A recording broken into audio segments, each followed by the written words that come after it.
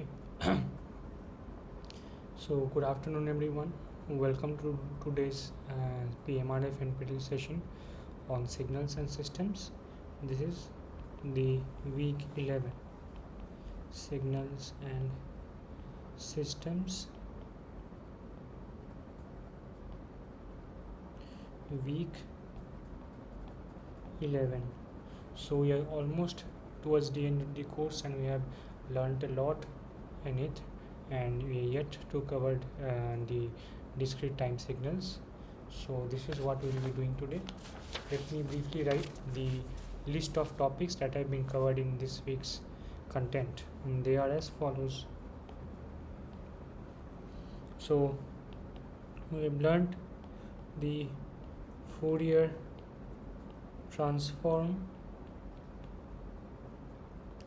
of sampled signals, and in fact the Fourier transform of sampled signals was something that I had discussed in a great detail in the previous session, where I had shown the derivation step by step for the formula for the Fourier transform.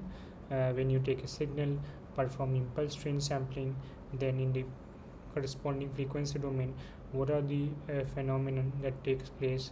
We have seen aliasing, and how do we do that, how do we get to that point.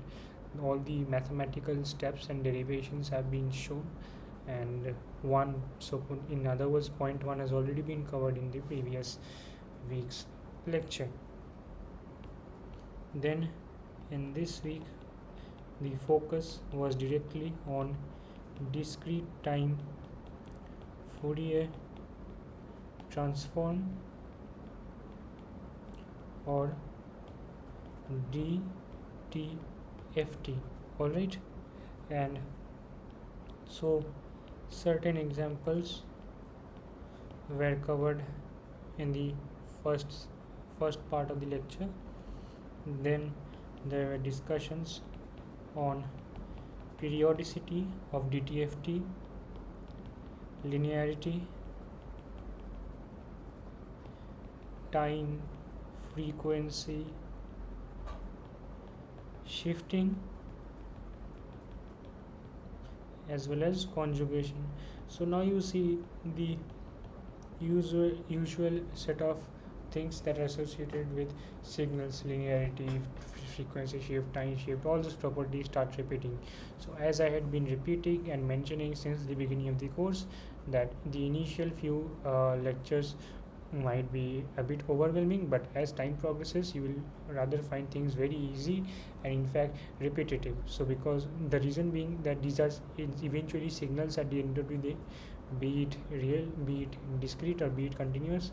So most of them follow the same kind of a framework, as a result of which you will see a lot of commonalities, similarities in between these domains, both discrete and continuous time, and the Laplace transform, as well as the Fourier transform, and be it the continuous time or the discrete time. And even in the next week, that is the last week, we will also have the Z transform, which is analogous to the Laplace transform for continuous time signals, and you will see it will eventually turn out to be the same kind of things repeating once again. So then something that's different is the difference between two samples in discrete time, differencing and accumulation in time domain, differentiation in frequency domain. Now it is obvious that you can't do differentiation in the time domain because the time scale is discrete. So you cannot have the concept of derivatives in that. You have discrete steps, so you can't have infinitesimally small widths of change, which you used to see in the calculus. And in calculus we dealt with continuous variables, continuous numbers, continuous in the real line. Here we don't have real line, here we have the natural numbers. the integers. So we cannot have very infinitesimally small increment in x or n which will lead to an incremental change in y. That kind of differentiation does not arise in the case of discrete time signals. What you can have is at max one sample difference, that is the difference, not the differentiation. Then we again have time reversal, time expansion,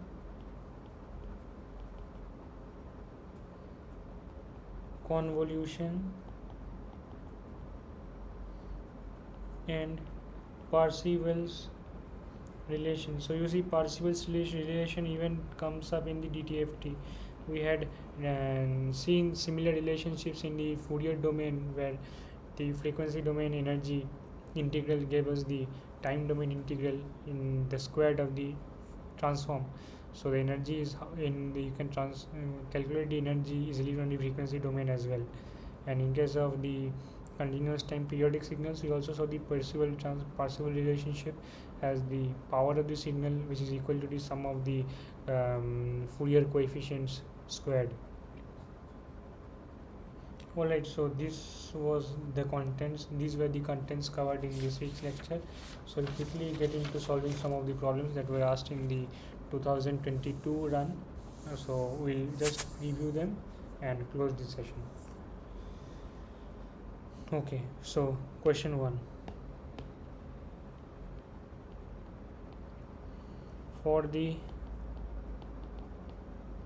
following equation,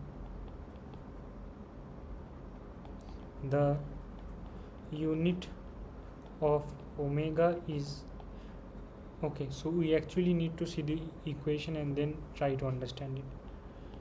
So x of e to the power j omega equals summation n equals minus infinity to infinity x of n e to the power minus j omega n.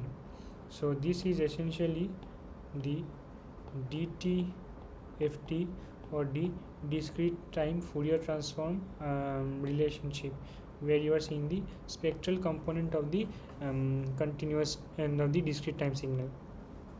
So what is the unit?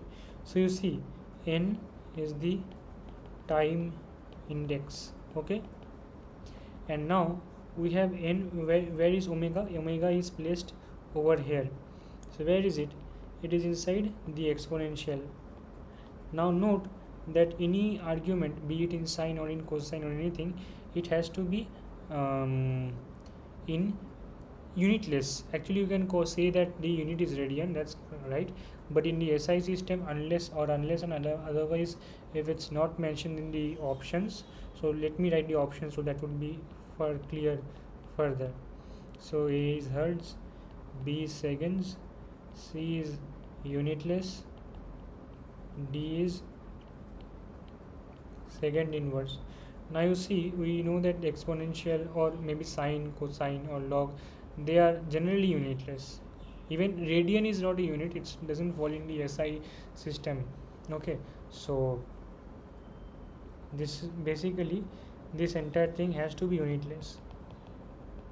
Now j doesn't have any unit, it's square root of minus 1, so you can't associate any unit with omega, and n has to be unitless, the product has to be unitless. N is time index, or rather I should say the sample index, to be more precise. The time index term turns to be misleading because we lose the notion of time when we sample things, because we essentially have an array of numbers.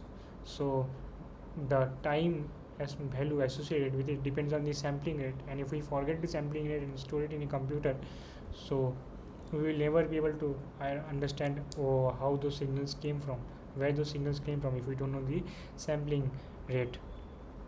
So the sample index is actually unitless, so your omega turns out to be unitless, okay. And actually if you see, it's the radians. And what is the value of omega? What kind of values that omega can take? So in the principal range, actually the principal range of omega can be written as either 0 to 2 pi radians, okay, or it can also be written as minus pi to pi radians. And what happens beyond these values? So I will not prove it, but let me state the important property here, that x of e to the power j omega is periodic with period 2 pi. So how does a typical DTFT look like?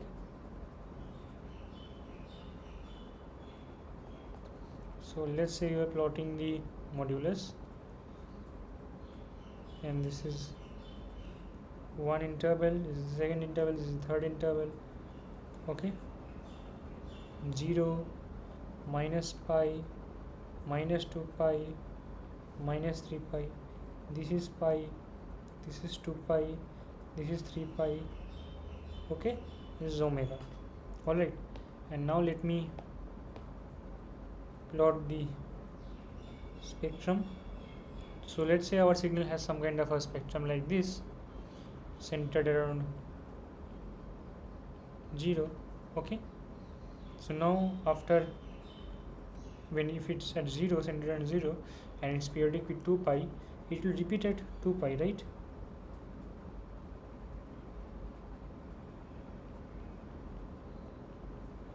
Okay, it will repeat at 2 pi, will again repeat at 2 pi, and you will see the same spectrum occurring at 4 pi, 6 pi, minus 4 pi, minus 6 pi, okay. So the entire thing repeats. So whatever you see over here is copied over here, it's copied over here, okay. So all of these are photocopies. So what is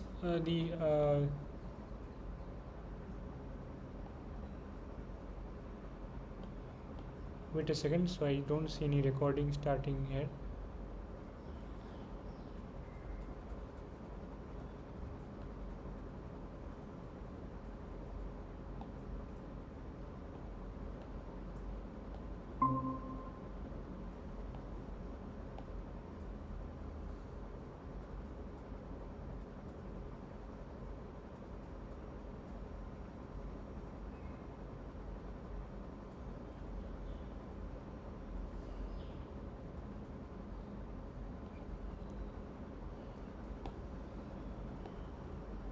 Alright, so it seems that some kind of a software they took place. Yeah, so we are back over here. So you can see over here that the entire thing keeps on repeating for every interval of 2 pi, and what is of interest for us is the thing centered around 0, from minus pi to pi, because everything else keeps repeating. So we'll be working this minus pi to pi range. Alright. Okay. Now let's move on to the next question.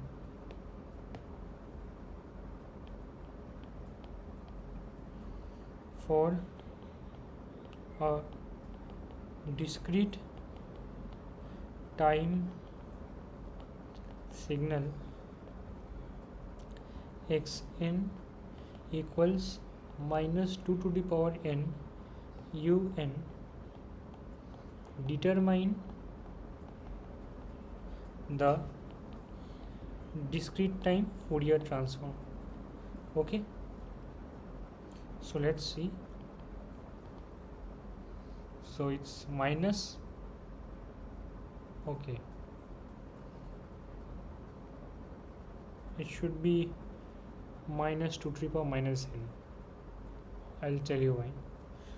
So x of e to the power j omega is summation over n equals to minus infinity to infinity xn e to the power minus j omega n. Okay, let's suppose that I have a signal xn. Let me do it for the general case now. Okay, is a to the power minus n un. Okay, let's say the signal is something of this kind. Alright, so and I assume that modulus of A is greater than 1. I'll tell you why this is important. So what is the DTFT for this? So the DTFT for this signal will be summation over n equal to minus infinity to infinity a to the power minus n un e to the power minus j omega n. Alright, now there is a u of n inside this summation, so the index n will start from 0 and end at infinity. So you have a to the power minus n e to the power minus j omega n. I combine the two bases keeping the exponent same, okay, and now I apply the series summation 1 plus r square and so on. So you see this is an infinite GP series, right? And I will be able to get some proper valid answer. Okay, the sum that is given over here will not diverge if modulus of a e to the power minus j omega. Okay, so this should be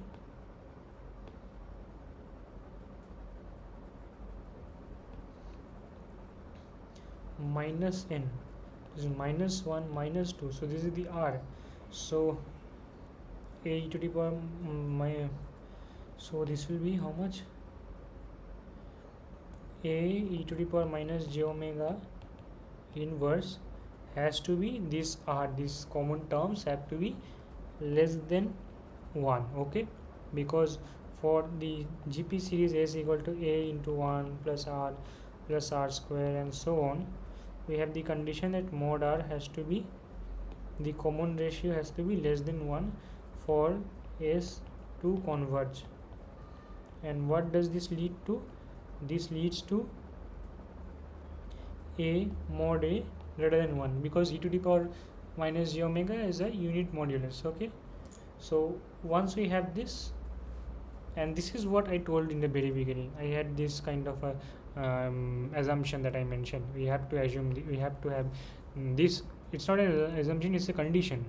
If our a, the modulus of a is greater than 1, only in that case such a signal can have a DTFT, valid DTFT. Okay, so now we know that for infinite summation, this GP series boils down to a upon 1 minus r. Alright, so what do we have over here? A is 1 over here and r is a to the power minus j omega. Okay, so a to the power minus n un has a DTFT provided a is modulus of a is greater than 1, given by 1 by 1 minus a e to the power minus j omega. Alright,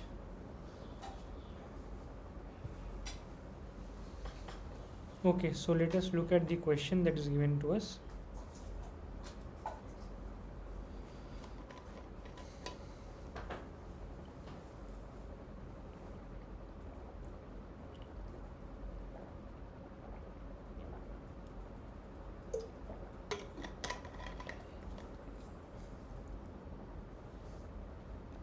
So we are given that xn is minus 2 to the power minus n un. Alright, so what is a in this case?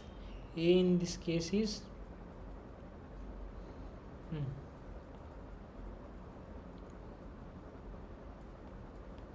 minus 2, and you see modulus of a is 2, which is greater than 1, so we have a valid DTFT. Okay, so directly I can directly substitute this into my expression for the DTFT. 1 by 1 minus 2 e to the power minus j omega, and I get 1 by 1 plus 2 e to the power minus j omega. Okay, so this is my final answer. All right, so far I covered this. Let's look at question number 3. I think there's some disturbances.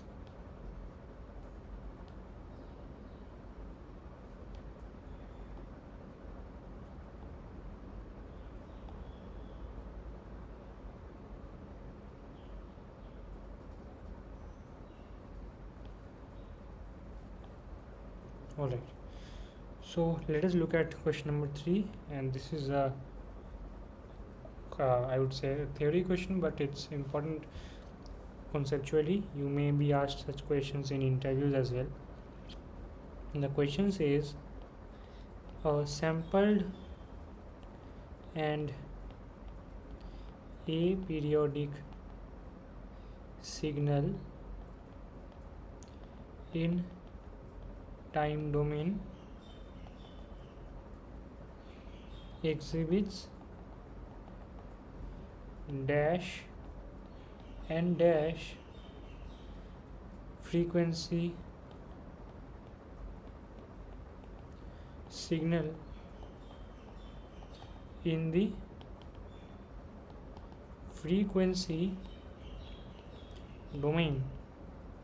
Okay, so the question actually pertains to the following properties that I will be telling you now.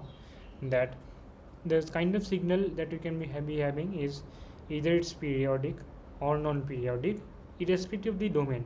So you can have the time domain or you can have the frequency domain. Okay, now let us forget whatever be the domain.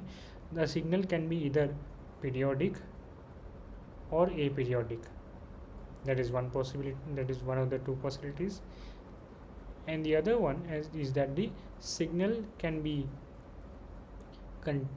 continuous or it can be discrete. Okay, a signal can be continuous, that means it exists for all time interval values, the entire real line, and the other one is it can be discrete, it can be sampled, that means it exists only for integer value indices of the real number of the natural numbers or the integers. So the properties are as follows: that in one case you have the time domain and the other case you have the frequency domain. Okay, so in time domain, if your signal is, let's say, continuous, okay, this will make your frequency domain signal aperiodic. Okay, so do you remember the let's say in the Laplace transform, Fourier transform, we had this e to the power minus at ut, right? So what was the frequency domain? Frequency domain was 1 by 1 plus a j omega, isn't it?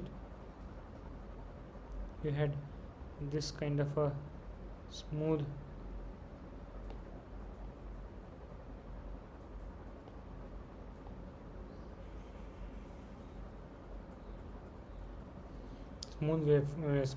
frequency domain plot, right?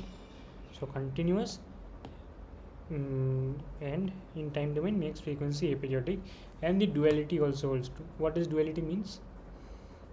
Duality means in this case that if in time it is aperiodic,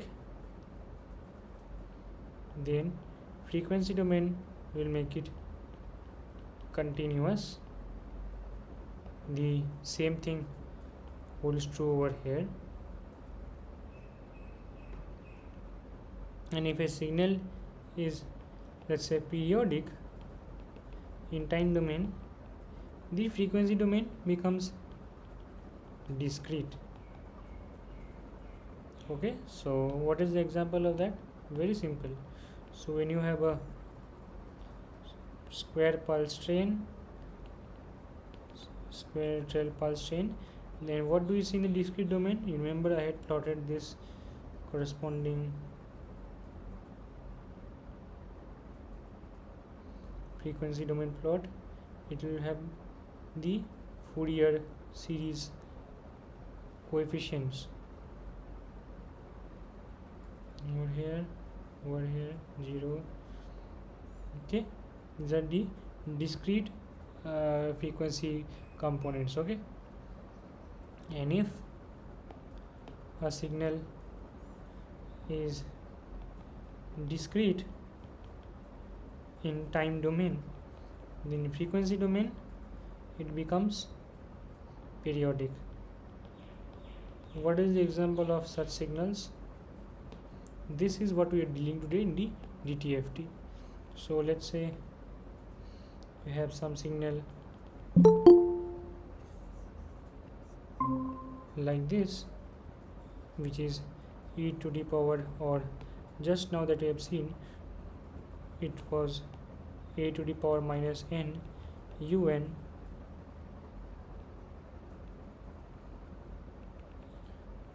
So you have this decaying exponential series. So these are at instances of integers. Now the corresponding periodic waveform, or the periodic this thing will look like 1 by 2 plus e to the power minus j omega. So it will go up still like this, and again repeat after an interval of 2 pi. Okay, it will repeat after an interval of 2 pi. So 0, 2 pi, wait, it shouldn't be, yeah, it's 2 pi, this is 4 pi, this is minus 2 pi, so on. Okay, so continuous in one domain makes it aperiodic in another domain. So just remember these 2 points and that will make things clear. Continuous implies aperiodic in the other domain. Okay, in the other domain, aperiodic implies continuous. So, and the other one is periodic in one domain makes it discrete in another domain, and discrete in one domain makes it periodic in another domain. Just remember these 2 points and automatically everything will be clear. Now let us look at the signal. The signal is sampled. What does sampled mean? Sampled means it's discrete. And where is it? Let me write it in this page so that things are clear. It's discrete. It's discrete in what? It is discrete in time.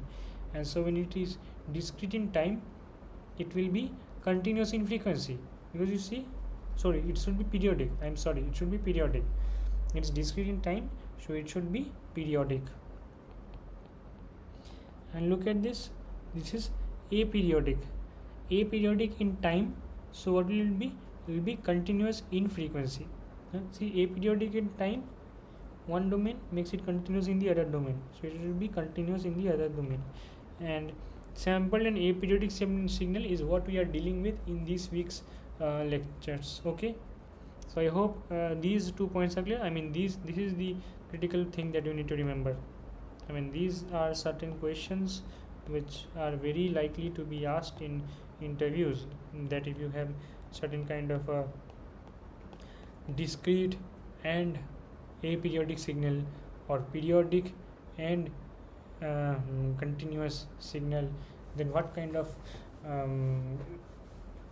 signal would you have in the other domain? That means the frequency domain, or the other way around. Okay, this is question number 3. Now let's look at question number 4. For a discrete time signal xn equals 0.3 to the power n minus 1 u of n minus 1, determine its DTFT. Now we shall use one property. So if we look at one signal x1 of n, let us call it 0.3 to the power n un. Okay, now you see this is the same kind of signal that we had seen earlier. So 0.3 un, and I need to write it in terms of e to the power minus n un. Okay, so e to the power minus 1 equals 0.3. So a is how much? 10 upon 3. Okay, so mod A is greater than 1. Okay,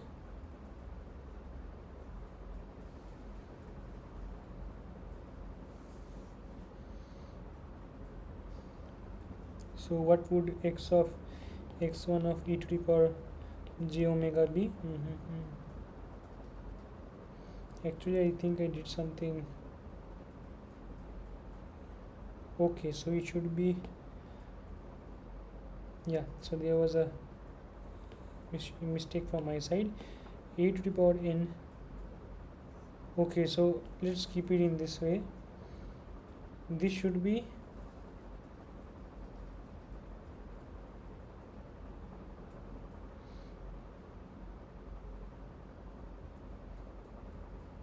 if it's minus, then this should be minus, and I should keep this as plus. Minus minus.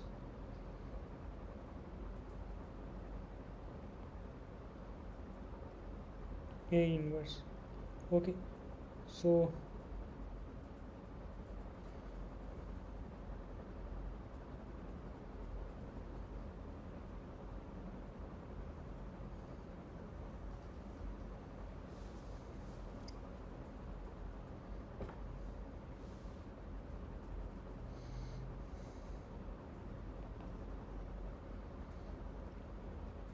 let me write it in a different way so that things are clear now.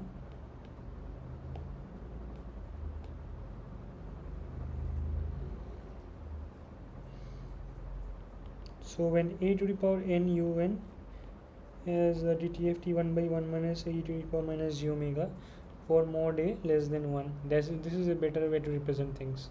Actually I was confused back. So a over here is 0.3, so the modulus is obviously less than 1. So x1 of e to the power j omega is 1 by 1 minus 0.3 e to the power minus j omega. Now you have xn, and that is a shifted version of x1 of n. Okay, so how do you find its corresponding Fourier transform? It is very simple. X of n minus n naught will always give a phase shift of e to the power minus j omega n naught x of e to the power j omega. Okay, so here it's minus 1, the shift is by one sample, so correspondingly x of e to the power j omega is e to the power minus j omega x1 of e to the power j omega, and that is e to the power minus j omega 1 minus 0.3 e to the power minus j omega. Okay, so this is my answer. And let me repeat, a to the power n un as a frequency DTFT of 1 by 1 minus a e to the power minus j omega for mod a less than 1. Okay, fine. Now let's look at the next question.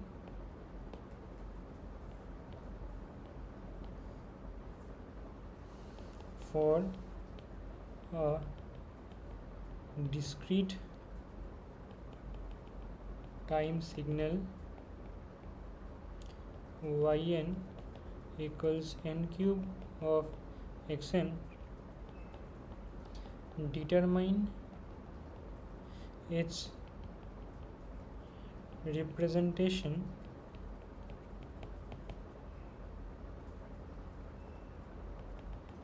in frequency domain. Okay, let's do this. So first we need to see that if xn has a DTFT of x of e to the power j omega, then what is the DTFT for n into xn? Alright, so let's say this. So let's write find x of e to the power j omega. It is summation. I'm not writing the indices, the endpoints. it's xn e to the power minus j omega n. Now how to find nxn's transform? Let's see if we can differentiate it with respect to omega. So if you differentiate this with respect to e to the power minus j omega n, so minus j n will come downwards, minus j n xn e to the power minus j omega n. Now you have minus j over here. I want to remove this, so I'll multiply it with j on the other side. So j dx d omega equals summation over n xn e to the power minus j omega n. Okay, so n xn has a DTFT of j dx of omega d omega. Now if we want to multiply further ends, then we can have n kx3 of x of n. Its DTFT will be j to the power k d k x omega d omega k. Now when you have n cube xn, which implies k equals to 3, this implies j cube d cube of x of omega d omega x cube, and that's minus j d cube of x omega d omega x cube d omega cube. So this is your answer, and this is the property that you should be using whenever you see any signal which is multiplied by n. Then you try to take the derivative of the original DTFT. Alright, then we have another question. It's a simple one.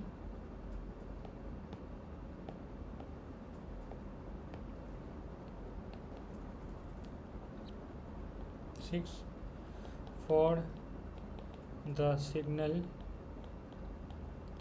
xn, determine x3 of n. Okay, so the xn signal that is given to us is as follows: -1 0 1 2 3 4 n. So at 1 it's 1, at 2 it's 0.5. This is x of n. Now when you want to have x of 3n, what happens is that you actually have something called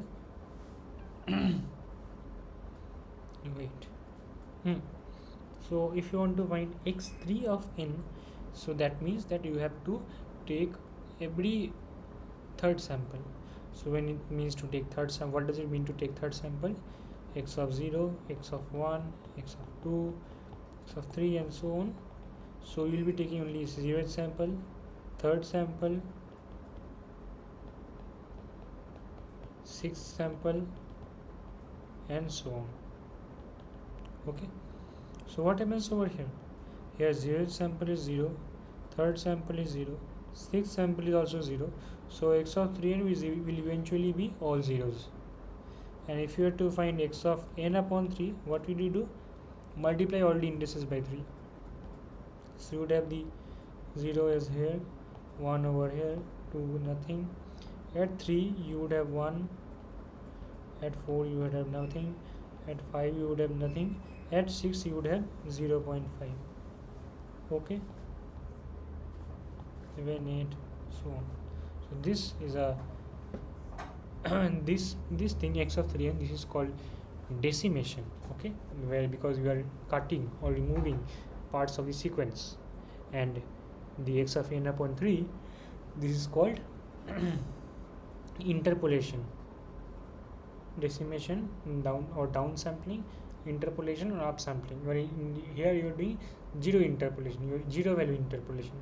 In between you are interpolating the signal with zeros. Okay, and decimation leads to loss of information, but interpolation does not lead to give any extra information actually. if you see, it just adds in zeros, but then you don't lose information.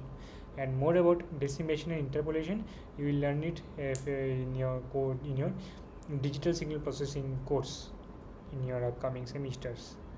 Okay, now let's look at question number 7.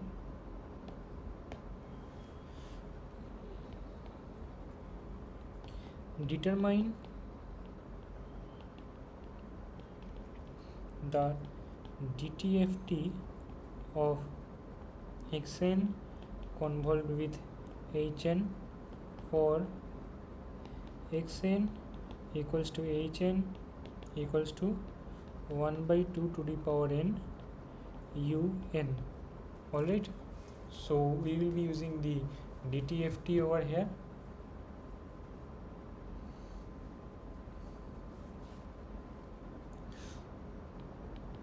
So what is x of e to the power j omega and what is h of e to the power j omega? They are both the same. The value of a over here is half, and obviously its magnitude is less than 1.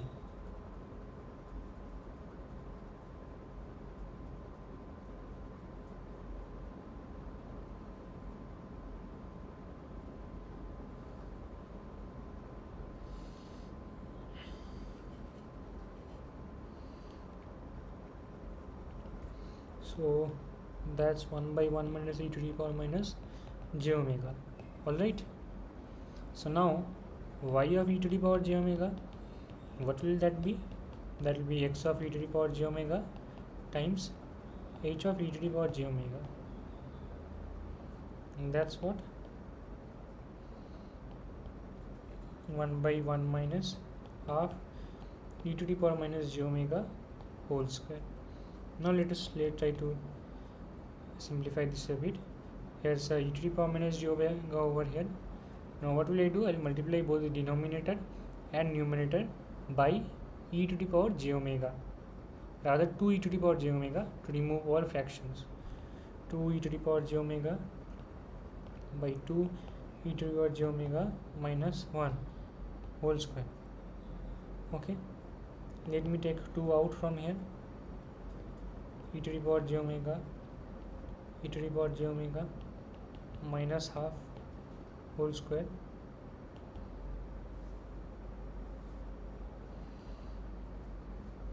and I can take 1 e to the power j omega out, and I keep in 1 e to the power j omega and e to the power j omega minus half whole square. Okay, now again what can I do?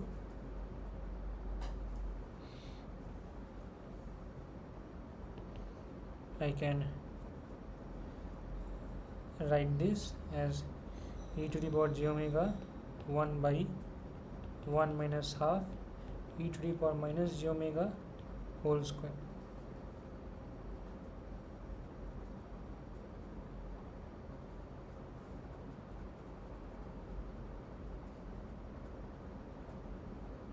No.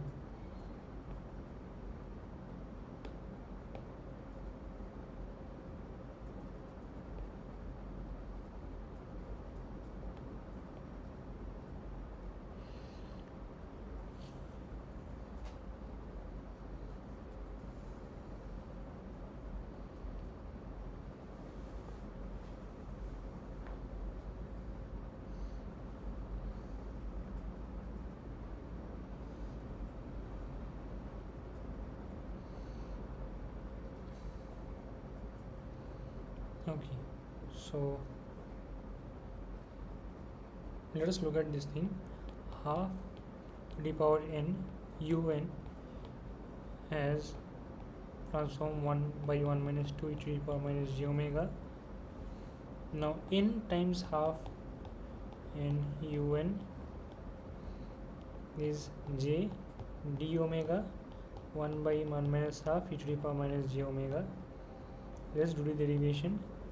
J d omega 1 minus half e to the power minus j omega inverse. So I take the j minus 1 minus half e to the power minus j omega whole to the power minus 2 times d omega of 1 minus half e to the power minus j omega minus j by minus half e to the power minus j omega whole square.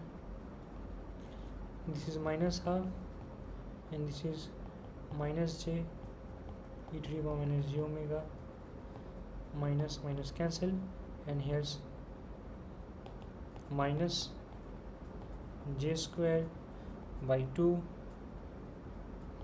e to the power minus j omega 1 minus half e to the power minus j omega whole square.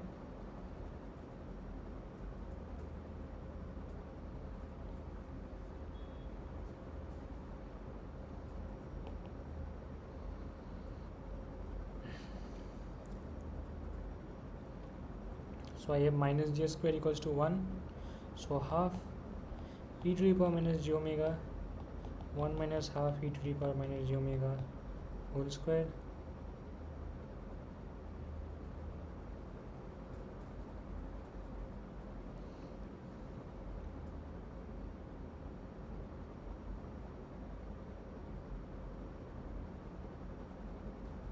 Okay, so you see this is for n half to the power n un, so e to the power minus j omega times 1 minus 1 by 2 e to the power minus j omega whole square is for n half to the power n minus 1 un. Alright, and what is the signal given, what is the transform that you are giving? 1 by this one, as this is the transform which we want to find. Okay, this one. So what we have, e to the power j omega times e to the power minus j omega by 1 minus 2 e to the power minus j omega whole square, which equals 1 by 1 minus e to the power minus j omega whole square. So you are multiplying it by e to the power j omega, so that means a left shift and time and once. So when you have time and once, you add 1 to the n.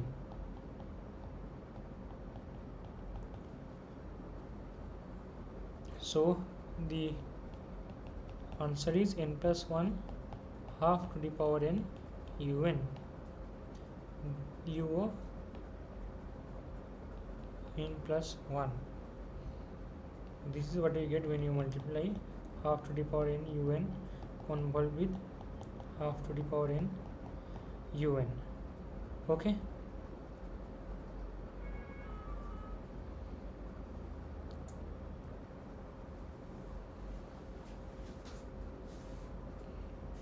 so some of you might be wondering that if it's from u of n plus 1, then our signal is a non-causal. How is that possible? Okay, you might be thinking, right? Because you have half to the power n un, that is a causal sequence, and you are convolving two causal sequences and you are getting a non-causal sequence. How is that possible? So let me show you something. U of n plus 1, when you are saying it's non-causal, that means that you are assuming that it's based on the fact that at n equal to minus 1 also u of n plus 1 is 1, right? But you also see n plus 1 is also being multiplied, and when you put n equals to minus 1, minus 1 plus 1 is 0 times half to the power minus 1 times 1, so this is 0.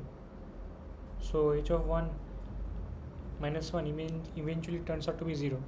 So this sequence is actually causal. So it may apparently look non-causal, but it's causal.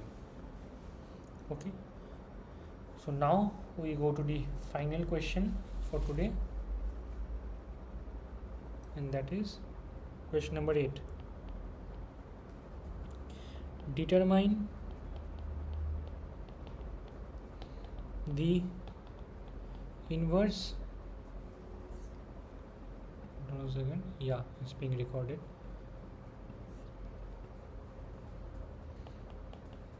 Inverse Fourier transform of the frequency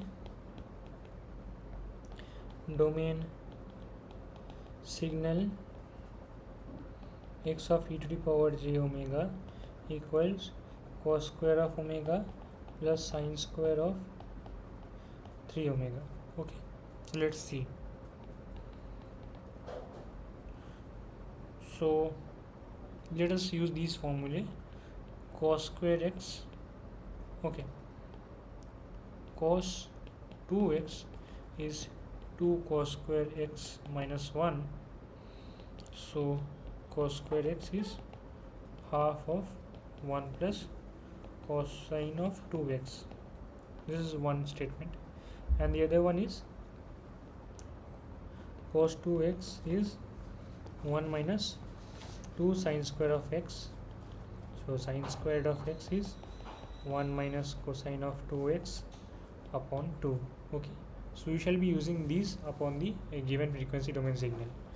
So x of e to the power j omega, we have cos square omega and sine square 3 omega. You can break that down into half plus cos 2 omega plus half 1 minus cosine of 2 times 3 omega is 1 half. This is half cos 2 omega plus half minus half cos 6 omega. That's 1. That's half cosine 2 omega minus half cosine 6 omega. Now I will try to break them into exponential so that things are much easier to convert in the time domain. Half cosine cos x equals to e to the power jx plus e to the power minus jx by 2. I simply use that. 1 by 4 e to the power j2 omega plus 1 by 4 e to the power minus j2 omega. Same thing for 6 omega. Minus 1 by 4 e to the power minus plus j 6 omega minus 1 by 4 e to the power minus j 6 omega. Convert that into time domain. Delta n 1 by 4 delta n plus 2 1 by 4 delta n minus 2 plus